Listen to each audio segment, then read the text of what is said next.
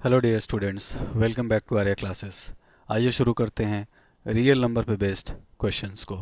First question है, देखिए ध्यान से। If A is the LCM of 5, 10 and 15 and B is the LCM of 4, 6, 12, ठीक है, and C is the LCM of A and B, ठीक है, then value of C is equal to what. ठीक है, तो क्या दिया हुआ है, जो गिवन है पहले उसको लिख लीजिए। given that LCM of 5, 10, 15 is equal to A. LCM of 4, 6, 12 is equal to B. B is the LCM of 4, 6, 12. LCM of A and B, यानी ये जो वैल्यू आया है इसका एलसीएम कितना है, 6 है। ओके, तो कह रहा है सी इज इक्वल टू क्या होगा। ठीक है, सी इज इक्वल टू होगा a plus 3b plus 6, 4a plus 2b minus 6, 3b plus a minus 6, 3a plus 4b plus 6। ठीक है, सारे ऑप्शन है, बहुत ही आसान क्वेश्चन है। तो सबसे पहले हम क्या करेंगे कि जो ये न्यूमेरिक वैल्यूज़ दी हुई हैं, ठीक है, इसका आंसर दिया हुआ है ए, तो ए की वैल्यू हम निकाल सकते हैं जब हम एलसीएम निकाल लेंगे 5, 10 और 15 का। ठीक है, तो ए की वैल्यू क्या हो जाएगी, 5, 10 और 15 का एलसीएम क्या आएगा, I think as equal to क्या आ जाएगा, 30 आ जाएगा।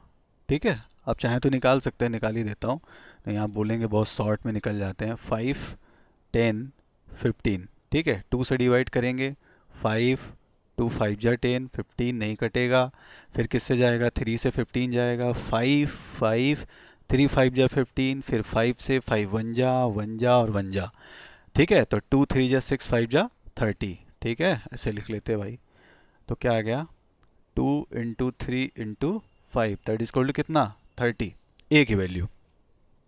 अब बी की वैल्यू निकाल लेंगे हम। ठीक है, बी की वैल्यू भी निकाल लीजिए भाई, बी की वैल्यू भी निकालिए, 4, 6 और 12। ठीक, 2 से जाएगा, 2 2 जा 4, 2 3 जा 6, 2 6 जा 12, फिर 2 से 2 1 जा, 3 नहीं जाएगा, 2 3 जा, फिर क्या जाएगा, 3 से 1 1 और 1, तो क्या आएगा, 2 2 जा 4, 3 जा 12। ठीक है, तो इसका एलसीएम कितना आएगा, 12 आएगा। कैसे लिखेंगे, 2 into 2 into 3, that is equal to 12। देखिए एलसीएम ऑफ ए बी, अब देखिए ए और बी की वैल्यू क्या आ गई, 30 और 12। अब इन दोनों का एलसीएम निकालना है, किसका, 30 और 12 का, निकाल लीजिए। तो 30 और 12 का एलसीएम बहुत आसान है, निकालिए। 2 से जाएगा कितनी बार में, 15 बार में, 2 6 जा, फिर 2 से जाएगा 15 टाइम्स में, 2 3 जा, फिर 3 से जाएगा 3 5 जा, 3 1 जा, फिर 5 से जाएगा 5 1 जा 1 जा, 2 2 जा 4, 3 जा 12, 5 जा 60। तो सी की वैल्यू क्या आ गई, 2 इंटू 2 इंटू 3 इंटू 5, कितना आ गया, 2 दूनी 4 3 12 पंजे 60। ठीक है, अब देखिए वैल्यूज निकल गया। अब हमको क्या देखना है, इनमें से देखना है कि कौन सा ऑप्शन ट्रू है। अब एक एक ऑप्शन को हम लेंगे और चेक करेंगे। पहला ऑप्शन ए, ठीक है, ए दिया हुआ है ए प्लस 3b प्लस 6, सी की वैल्यू। ठीक है, तो हम करते हैं ए प्लस 3b प्लस 6, तो क्या हो जाएगा, ए की वैल्यू कितनी है, 30, प्लस 3 इंटू बी की वैल्यू कितनी है, 12, प्लस 6, देखते हैं कितना आता है, 30 plus 36 plus 6, that is equal to कितना, 30 30 60 66, और 66 प्लस 6 6 6 12 72 आ गया भाई, नहीं हो सकता। ठीक है, क्योंकि सी की वैल्यू कितनी है, 60 है। यहाँ पे देखिए सी है 60, और यहाँ पे सी की वैल्यू, ये सी की वैल्यू ही दिया हुआ है, सी की वैल्यू कितनी आ रही है, 72, तो ऑप्शन ए इनकरेक्ट। ठीक है, अब ऑप्शन बी को चेक करते हैं, दिया हुआ 4a plus 2b minus 6, C equal to क्या दिया हुआ है, 4a प्लस 2b माइनस 6, तो क्या हो जाएगा, 4 a की वैल्यू कितनी है, 30, प्लस 2 इंटू बी की वैल्यू कितनी है, 12, माइनस 6, क्या हो जाएगा, 4 3 12 120, प्लस 24 माइनस 6।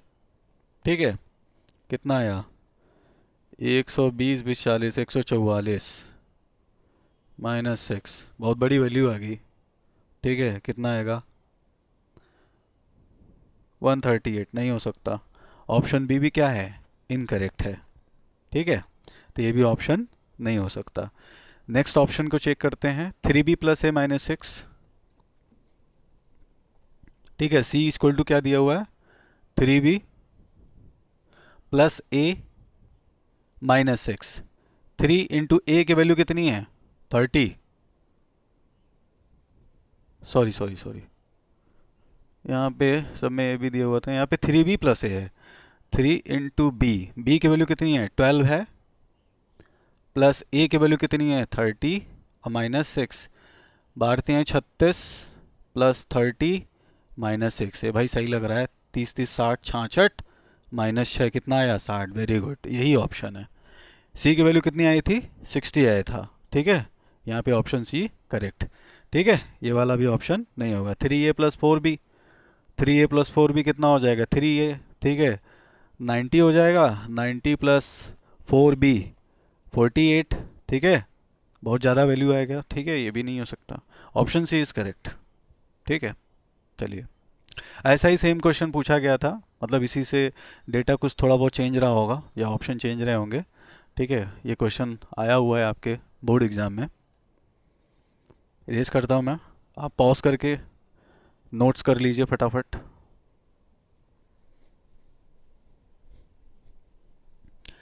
हमारे पास टाइम बहुत कम है और रिवाइज बहुत ज़्यादा करना है। ठीक है,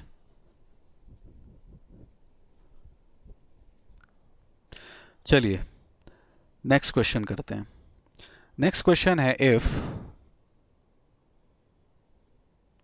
-1 power n plus -1 power 8 is equal to 0, then n is पहला ऑप्शन है आपका एनी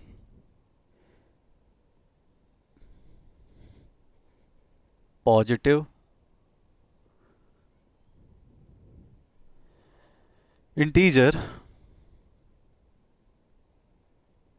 दूसरा है any negative integer,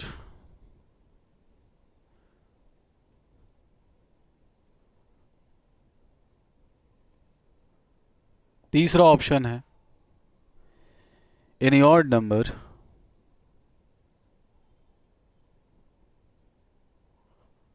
and fourth option D है आपका एनी इवन नंबर। इनमें से बताइए क्या हो सकता है। ठीक है, ये क्वेश्चन आप लगा सकते हैं, बहुत ही आसान है। एक बार ट्राई करिए पॉज करके। आई थिंक आपने पॉज कर लिया होगा। चलिए, -1 power n plus -1 power 8 that is equal to 0। Very good. अब ये देखिए, क्वेश्चन एक्सपोनेंट पे बेस्ड है। वो ध्यान से देखिएगा। सबसे पहले यहाँ पे देखिए माइनस है, यहाँ पे भी माइनस है। -1 पावर n -1 पावर 8, ये 8 है हमारा इवन नंबर। इवन नंबर, और जब भी पावर में इवन होता है यानी नेगेटिव इंटीजर के पावर में इवन नंबर है तो उसका आंसर हमेशा पॉजिटिव में ही आता है। ठीक है, तो क्या हो गया? -1 पावर n प्लस 1 पावर 8 करेंगे 1 ही आएगा, दैट इज इक्वल टू 0। 1 उधर चला जाएगा, -1 power n is equal to -1। अब यहाँ पे बेस -1, यहाँ पे भी बेस -1। ठीक है, चलिए यहाँ पे बेस क्या है? -1। बेस को हमें चेंज नहीं होने देना है। ठीक है, हमेशा माइनस ही आना चाहिए। ठीक है, तो ये माइनस कब आएगा? माइनस के पावर अगर इवन नंबर ले लेंगे तब तो भाई क्या आ जाएगा? ये पॉजिटिव हो जाएगा, गलत हो जाएगा हमारा आंसर। तो माइनस के पावर हमेशा कोई ना कोई ऑड नंबर ही हो सकता है। ठीक है, या तो 1 होगा और 3 होगा और 5 होगा और 7, ऐसे इस तरीके से। ठीक है, तो ये माइनस हमेशा यहाँ पे प्रिजर्व रहेगा और n की वैल्यू क्या आ जाएगी? 1 या फिर 3 या फिर 5 या 7। 1 के पावर कुछ भी ले लें 1 ही आएगा। ठीक है, तो ये n की वैल्यू क्या आ गया हमारा? 1 और 3 और 5 और 7 डॉट डॉट डॉट। यानी ये क्या है, any odd number, any odd number. Option आपका हो गया सी। ये क्वेश्चंस ऑप्शनल आए थे रियल नंबर पे बेस्ड। ठीक है, ठीक है क्वेश्चन है। चलिए अब आगे बढ़ते हैं।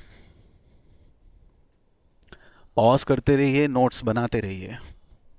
ठीक है, मैं आपको वादा करता हूं कि आपको एक एक चीज समझा दूंगा। चलिए नेक्स्ट क्वेश्चन, जो मैंने नोट्स बना रखे हैं ऑलरेडी आपके लिए। ये क्वेश्चन है,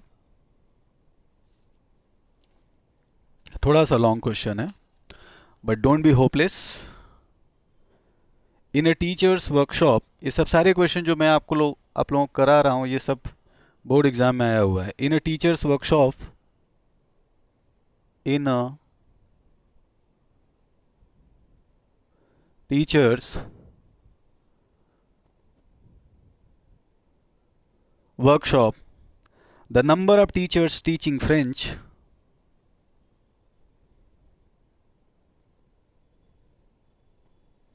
the number of teachers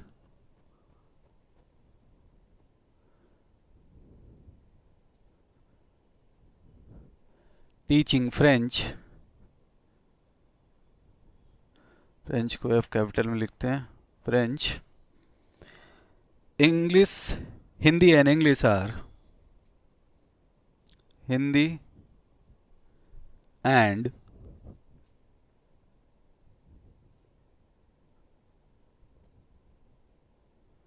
English are 48, 80 and 144, 48, 80 and 144।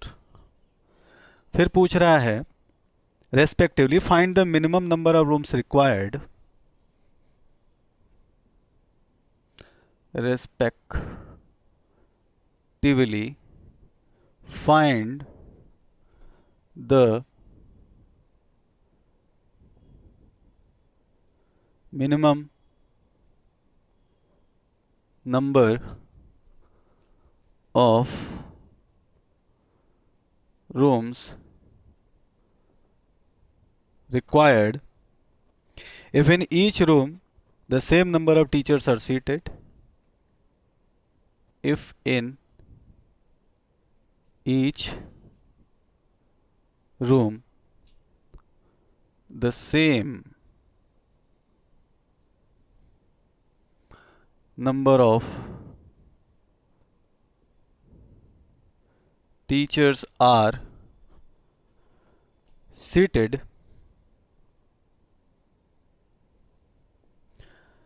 and all of them are of the same subject, and all of them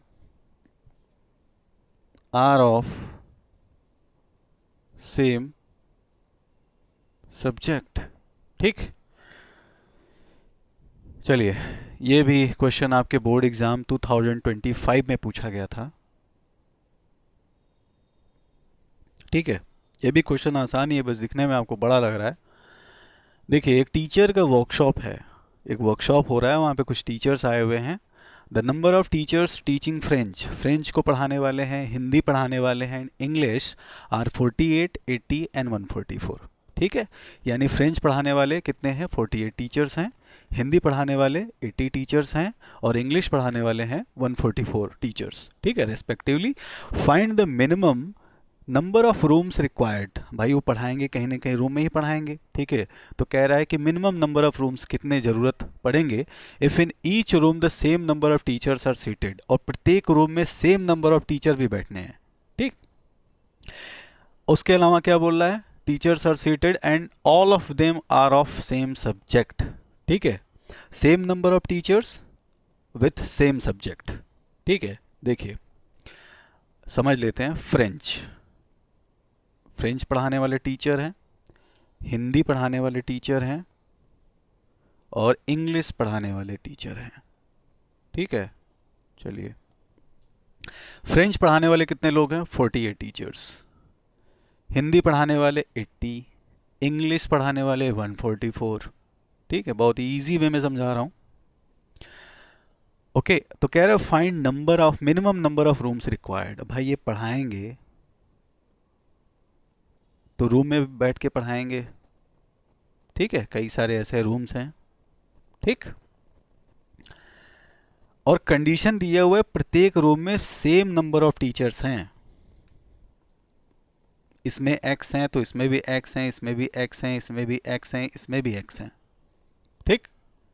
seated and all of them are of same subject, ये बहुत important है, ठीक है, same subject के हैं। जैसे मान लीजिए फ्रेंच टीचर्स की ज़रूरत पड़ती है, मान लीजिए कि उनको 2 रूम की ज़रूरत पड़ती है, तो इसमें भी फ्रेंच होंगे, ठीक है, इसमें कोई हिंदी या इंग्लिश का टीचर नहीं आएगा, ठीक है, केवल फ्रेंच का टीचर रहेगा। इसमें भी फ्रेंच का ही टीचर रहेगा, ठीक है। अगर इनको 2 रूम की ज़रूरत पड़ेगी, हिंदी वालों को मान लो ज़रूरत पड़ती है, ज़्यादा हैं तो 3 रूम की ज़रूरत पड़ेगी, हो सकता है, अभी निकाल नहीं रहा हूँ। तो हिंदी, इसमें भी हिंदी बैठेगा, इसमें भी हिंदी बैठेगा और इसमें भी हिंदी टीचर बैठेगा, ठीक। इंग्लिश में और ज़्यादा हैं, ठीक है, मान लिया इनके लिए भाई 1 2 3 4 5 रूम की ज़रूरत पड़ेगी। तो इसमें भी एक्स टीचर ही होंगे, सब में एक्स टीचर होंगे, ठीक है। और इंग्लिश पढ़ाने वाले टीचर्स को जो ज़रूरत पड़ेगी, मान लीजिए 5 रूम है, तो इसमें भी इंग्लिश होंगे, इसमें भी इंग्लिश, इंग्लिश टीचर और इंग्लिश टीचर, सारे में इंग्लिश टीचर होंगे। कंडीशन ये है, ठीक है। मैंने आपको विजुअलाइज करा दिया है। अब देखिए इसको सॉल्व कैसे करेंगे।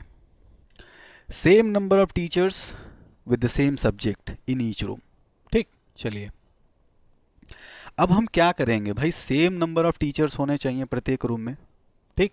तो इसका मतलब ये क्या पूछ रहा है, ऐसा कौन सा नंबर है, ठीक, जो इन तीनों नंबरों को, क्योंकि हमें same number of teachers find out करने हैं, जो इन तीनों नंबरों को इक्वली डिवाइड कर देगा, ठीक है। और वो बड़े से बड़ा नंबर कौन है, ठीक है, बड़े से बड़ा नंबर कौन है जो कि इन तीनों नंबरों को इक्वली डिवाइड कर देगा, ठीक है, इक्वल नंबर ऑफ टाइम्स में डिवाइड कर देगा। तो क्या आता है वो, HCF आता है, उसको क्या बोलते हैं, HCF बोलते हैं, ठीक है। तो क्या निकालेंगे, सबसे पहले हम HCF निकालेंगे। इसको मैं इरेज कर देता हूं।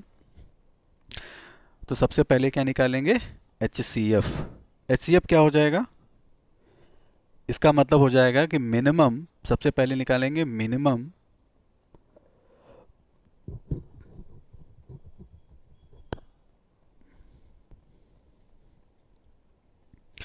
या नंबर ऑफ टीचर्स, पहले निकालना है कि कितने टीचर प्रत्येक रूम में बैठेंगे, नंबर ऑफ टीचर्स, ठीक है,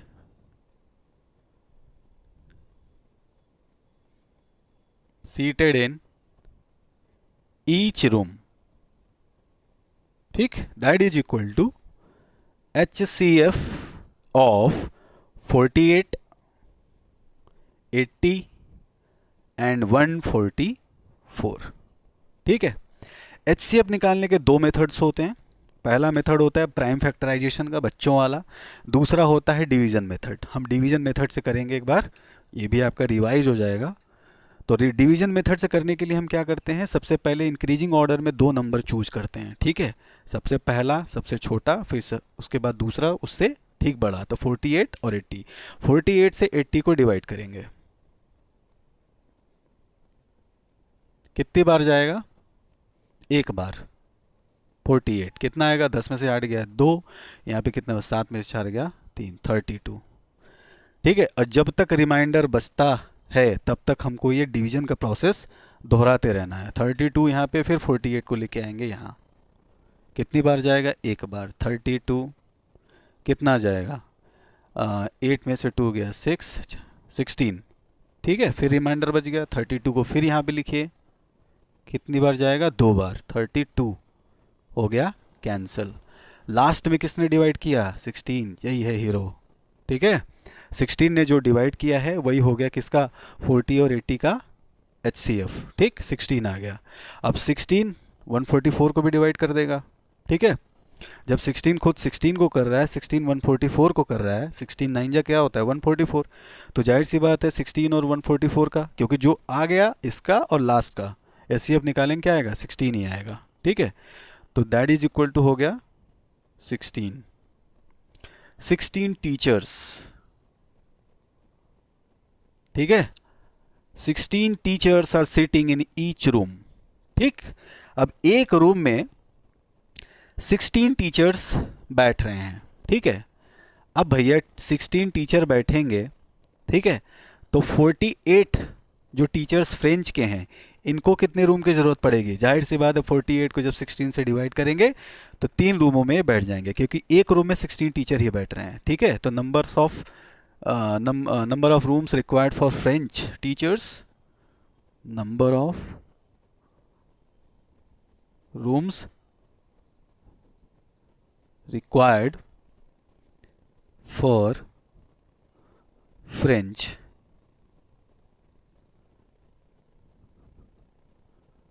teachers, that is equal to 48 by 16, कितना 3 रूम की जरूरत पड़ेगी भाई। Number of rooms required for Hindi teachers, किसके लिए Hindi teachers, that is equal to 80 upon 16, that is equal to कितना 5, okay. Number of rooms required for English teachers,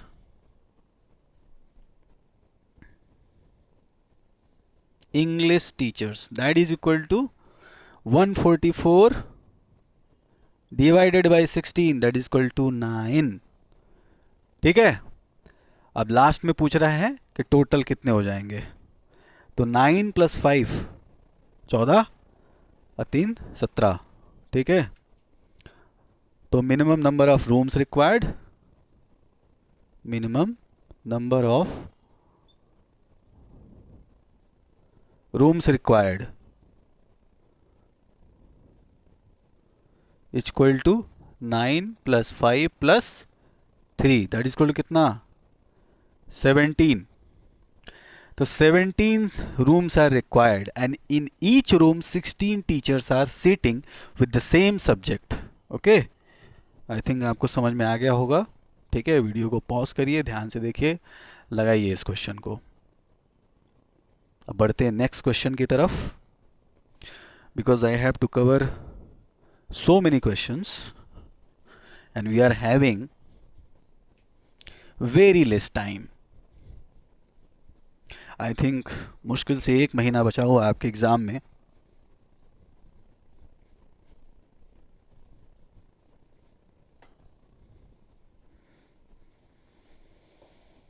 next question क्या है,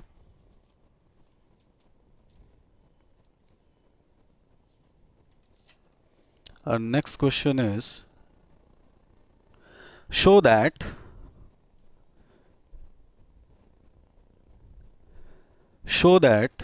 number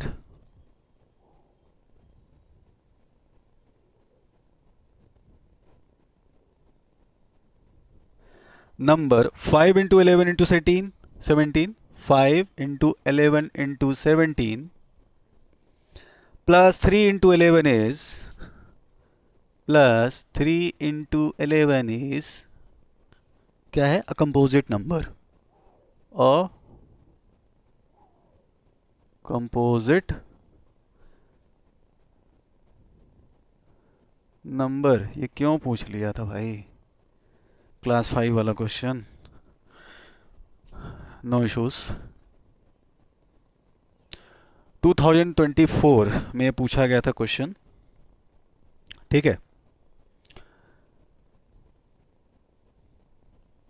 चलिए, अब हमको यहाँ पे ना ये चेक कर रहा है कंपोजिट नंबर आता है कि नहीं, ठीक है। लेकिन हमको पता है कंपोजिट नंबर क्या होता है। क्या होता है कंपोजिट नंबर, कंपोजिट नंबर वे नंबर्स होते हैं जिसके मोर देन 2 फैक्टर्स होते हैं, 2 नहीं मोर देन 2 फैक्टर्स, ठीक है। तो इसको सॉल्व करते हैं। 5 into 11 into 17 प्लस 3 into 11 ये दिया हुआ है हमको शो करना है कि ये कंपोजिट नंबर हैं। कंपोजिट नंबर का मतलब हमको ये शो करना पड़ेगा कि इसके ये जो टोटल नंबर हैं इसके मोर देन 2 फैक्टर्स हैं। ठीक है, चलिए टोटल कहने का मतलब कि कंबाइंड जो इसका आंसर आएगा। अब देखिए, ध्यान से देखिए, यहाँ पे 11, यहाँ पे 11, बीच में लगा है प्लस साइन। ठीक है, तो ये प्लस साइन से ये दोनों एक्सप्रेशन क्या हो गए, सेपरेट हो गए हैं। 11 को यहाँ पे हम क्या कर सकते हैं, कॉमन ले सकते हैं। ले लीजिए, क्या बच गया, 5 इंटू 17, यहाँ से बच गया कौन, 3 बच गए। चलिए फिर क्या हो गया, 11 कॉमन हमने ले लिया, इसको मल्टीप्लाई कीजिए ज़रा, कितना आएगा, 85 प्लस 3। चलिए 11, 85 प्लस 3 को ऐड कर दीजिए, कितना आ गया, 88 इंटू 88। अब इसको क्या लिख सकते हैं, 11 इंटू 11 इंटू 8 लिख सकते हैं कि नहीं, इसको 88 को। ठीक है, अब चलिए एक बार फिर इसको प्राइम फैक्टराइजेशन कर देते हैं। किसका, 11 तो प्राइम नंबर है, इसका नहीं होगा, 8 का हो जाएगा। इंटू 2 इंटू 2 इंटू 2, 3 बार। ठीक, अब एक चीज़ और देखिए ध्यान से, मैंने क्या बोला था, कंपोजिट नंबर के एटलीस्ट 3 फैक्टर तो होते ही हैं कम से कम। ठीक है, यानी more than 2 factors, so at least 3 factors are there in a composite number. यहाँ पे एक चीज़ मिसिंग है, इंटू 1। ठीक है, लगा दें, कोई दिक्कत नहीं है, 1 से मल्टीप्लाई होगा, यही सेम आंसर आएगा। तो क्या क्या फैक्टर्स आ गए, इस नंबर के फैक्टर आ गए, फैक्टर्स आर कौन कौन है, एक है 1, दूसरा है ये 2 और तीसरा है ये 11। यानी ये 11 से भी डिवाइड हो जाएगा, एक 11 से डिवाइड होगा तो 11 इंटू 2 इंटू 2 इंटू 2 इंटू 1 बचेगा, 2 से डिवाइड होगा तो ठीक है, उसके अलावा जो बच गए 1 से तो डिवाइड हो ही जाएगा, तो 3 फैक्टर्स आ गए। ठीक है, ठीक है, तो factors of 5 into 11 into 17 plus 3 into 11 that is equal to 1, 2 and 11। So we can say that, ठीक है, यहाँ पे लिख दीजिएगा मोर देन 2 फैक्टर्स। ठीक है, therefore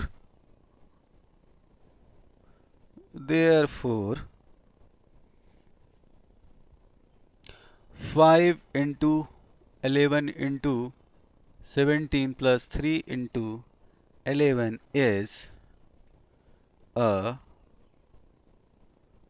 composite number। ठीक है, प्रूव्ड। ठीक, नो इश्यूज। चलिए